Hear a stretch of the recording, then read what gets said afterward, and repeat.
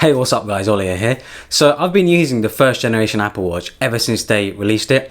I think it's called the Apple Watch Series 0. Yeah, Series 0 or just the first generation, whatever it's called. Yeah, I've been using that watch since it came out, since I got it in 2015. I went for the stainless steel space black with the link bracelet. It was very expensive. I think it was nearly £1,000, like over $1,000. It was quite a lot of money when I bought it. But the reason I went for the stainless steel and with the link bracelet, mainly because I wanted a watch that looked good, you know, it looked like a piece of jewellery rather than just an aluminium slab on the top of my wrist. So yeah, I ended up going with the space black version. And of course, Apple have just released the Apple Watch Series 4 and I ended up getting it straight away because I knew that this is probably the best time to upgrade. I wasn't the type of person to upgrade my watch every year. You know, I wanted to wait for, I guess, something that pushes me just over where I think, yeah, I want to upgrade now. And I think the Apple Watch Series 4 was that watch, mainly because I wanted the new design. I wanted a new watch. You know, I actually thought the original Apple Watch wasn't actually that great looking. You know, I mainly used it because it was actually quite useful. Being able to keep track of notifications, being able to control my music, being able to do sort of various stuff without having to use my phone. You know, that's the main reason why I use the Apple Watch. And I've been wearing it pretty much every day since I got it. So yeah, over 3 years now. It's been quite a while that I've been using the Apple Watch, the first generation Apple Watch. So yeah, now that I've got the Series 4, I thought it would be a good idea to do a comparison because I'm sure a lot of you are upgrading from the first generation Apple Watch or the Apple Watch Series 1. So yeah, I think it'll be good to compare the two watches and tell you what's new and what's different. So of course, the biggest and most noticeable change is the design. Apple have ended up going for a completely new design for their Apple Watch and I absolutely love it. I think it looks incredible. You know, they've made the screen larger, they've made the bezel smaller, and they've made the screen rounded as well.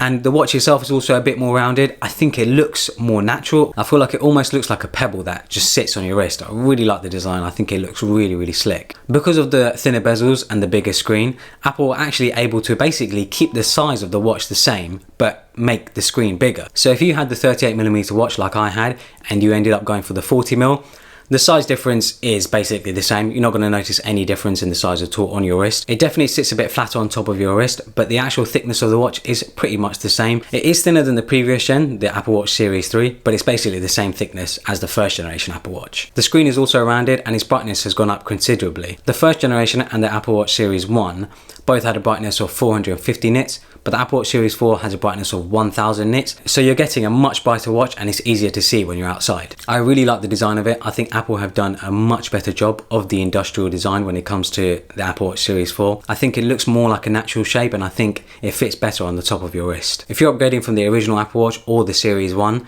and you're going to the Series 4, the speed improvements are just incredible. My first generation Apple Watch, I didn't realize how slow that thing was until I actually started using the Series 4.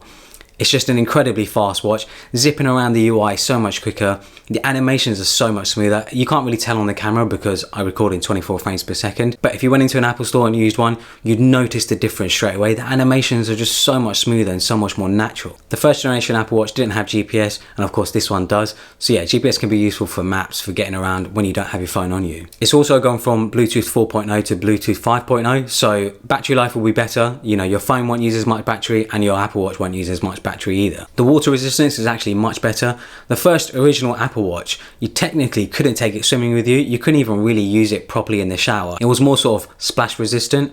And the Series 4, you can take it swimming, you can use it in the shower, you can have it on in the shower or whatever. You know, you don't have to worry too much. You can't go scuba diving or anything crazy like that, but knowing that you can keep it on when you go swimming is pretty good. The storage has also gone up. The first generation had 8GB of storage and the Series 4 has 16GB. The haptic feedback is also incredible. It's much better than the first generation. You can really feel it on your wrist. And when you're scrolling through menus, when you're scrolling through things, being able to feel the haptic feedback through the scroll wheel is really, really nice touch. It's so subtle and it's really, really nice. It's really hard to show what it's like on camera because obviously you can't feel it through the camera, but I definitely recommend going into an Apple store and trying it out for yourself. The battery life is also so much better. So much better. I can't believe how bad my battery life was on the first generation Apple Watch. I didn't realize, I guess, until I started using the Series 4. The first generation Apple Watch, I think just over time the battery has degraded and my battery just about gets me through the day. The Series 4 I can already tell is so much better on battery, and I've seen reviews, I've seen people sort of state that they've been able to get 2 or 3 days out of it, which is just great. You know, knowing that you don't have to charge it every night is useful. So yeah, I definitely recommend upgrading if your battery life in your first generation or your Series 1